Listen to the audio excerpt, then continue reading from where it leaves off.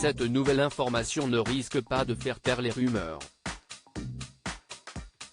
En effet, une vidéo de la rencontre entre Vladimir Poutine et Sergueï Chemezov, PDG de la société Rostec, qui fournit du matériel médical, fait polémique.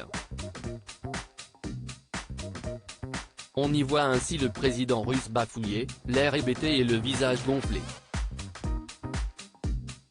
Selon plusieurs sources, celui qui a déclaré la guerre à l'Ukraine aurait vomi à plusieurs reprises lors de cette réunion. Des vomissements, qui selon certains, constitueraient une preuve que Vladimir Poutine suivrait bel et bien un traitement de chimiothérapie contre le cancer. La semaine dernière déjà, un enregistrement audio faisait scandale. On pouvait y entendre un oligarque proche du Kremlin et un homme d'affaires évoquer l'état de santé de Vladimir Poutine, qui serait très malade, souffrant d'un cancer du sang.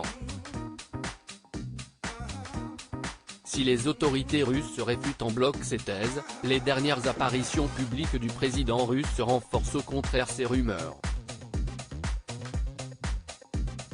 Pire encore, certains affirment que la déclaration de guerre de l'Ukraine serait due à une déficience cognitive, liée au cancer.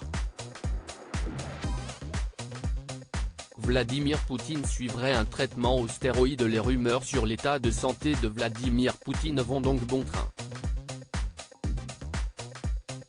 Des rapports suggèrent que le chef d'État suivrait des séances de chimiothérapie, couplées à un traitement aux stéroïdes.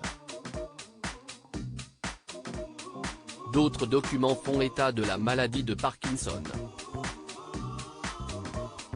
Selon de nombreux témoignages, dont celui d'un ancien espion britannique, Vladimir Poutine souffrirait bel et bien d'une maladie affectant ses capacités cognitives, lui laissant de nombreux trous de mémoire et ne lui permettrait pas de prendre des décisions rationnelles.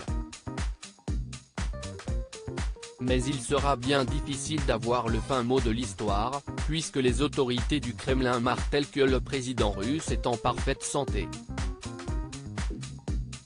Loading widget.